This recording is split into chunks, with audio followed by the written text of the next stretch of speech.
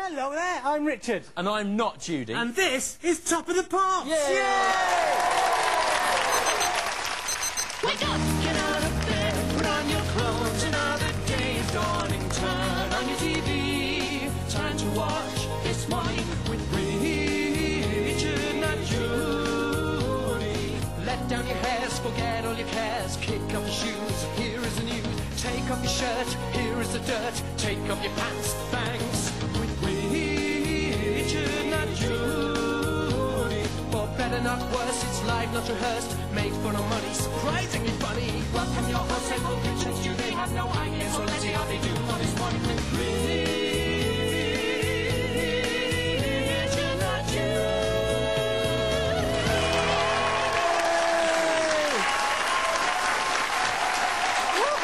Thanks. Live, Stu! Live! Hello. Hey! Thank you. I am Stuart Lee. And I am called Richard Herring. We are an alcoholic and a shoplifter, respectively. That's right. And unlike some morning TV show hosts, we're not ashamed to admit it. Yeah.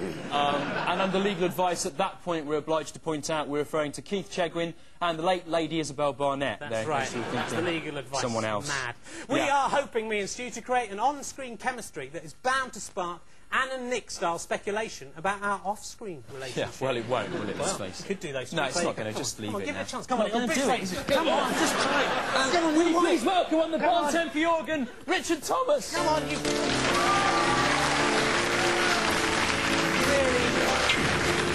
It'd really help if you would do that. Well, I was just trying to, join in. Anyway, this is live, Stu. I know, yeah. BBC must be mad. I can say anything I want. Anything can happen, and probably will. Yeah. Anything can happen. And probably will, All right, Stu. OK, Rich. Will giant otters with the faces of ants fly out of your every bodily orifice and crop spray the audience? Will that happen? Well, Stu, with the magic of television, let's see. No.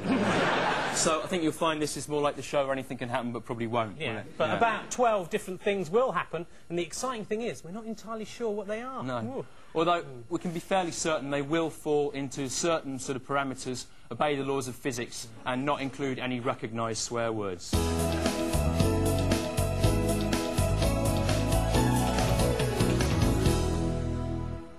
Anyway, you might remember before the last election, the Labour Party printed up cards like these. A list of 5 things they promised to achieve if elected. And like Tony Blair, we've written down our 5 unchanging aims for this series on this card, which we promise to achieve by the end of the series. And here are those aims.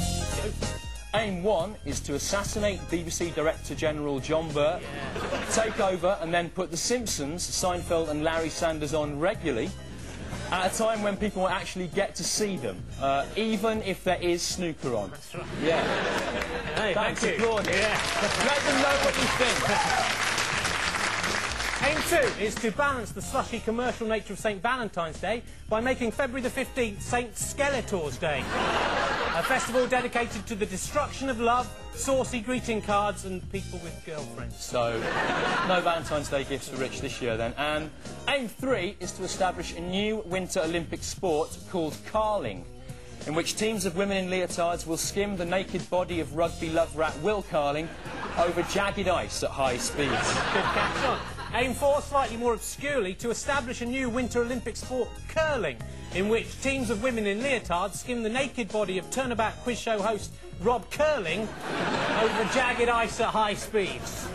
Aim 5 is to have the headphones that Dave Stewart wore at the Brit Awards permanently nailed onto his head with nails and the words "I suck" carved into his face with a hot wire. That's the aim That there. will happen. Applaud Those are that the aims. By April the 5th, all that I have said will be so. That's right. What Richard said, let no man dare to put asunder. Don't put it asunder. Don't do it. Now, our next item is specially written for our Sunday lunchtime slot. Stu, what if people are watching the late Friday night repeat? It won't make sense. Yeah, it doesn't matter, right, because no one cares, Rich, if late Friday night television makes any sense, right? No, everyone who's watching this programme now on the Friday night repeat is drunk, aren't you? I can see you. Go to bed now, right? Don't just sit there waiting for a late night French art film with some gratuitous nudity, right? Turn off the TV, go to sleep, get up early on Saturday and do something constructive with it. Go to music. I'm talking to you there, right? Turn this programme off. Watching it on your own, are you, you fat, drunk idiot? It's hardly surprising you're on your own. You disgust me. And the Patrick McGowan-style irony there is that Stu is actually talking to himself. No! It's my face! Yes. My In face! the future.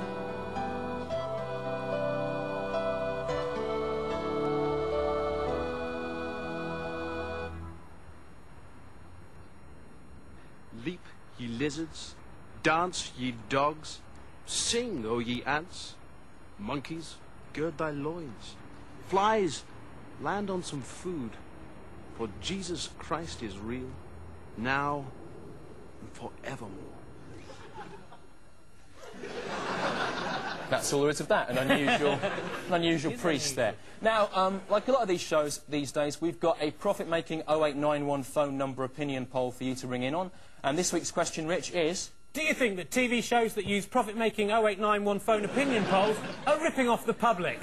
So, dial 0891 33 88 01 for yes. 0891 33 88 01.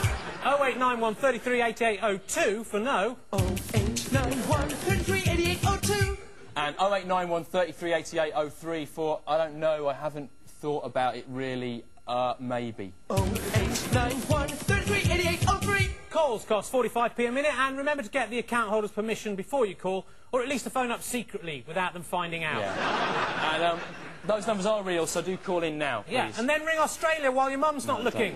The code is 0061 followed by any 9-figure number. 0061 followed by any 9-figure number. Yeah, beat the system! Right. Yeah.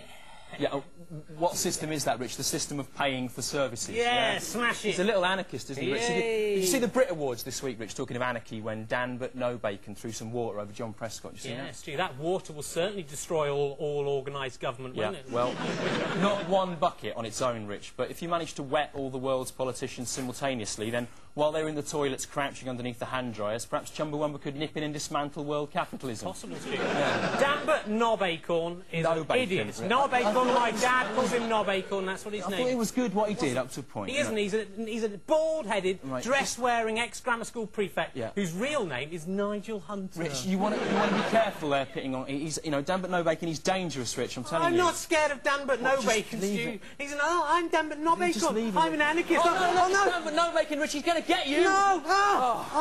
Phew! It was just confetti. This time Oh, imagine if it had been water. doesn't bear thinking about. Yeah.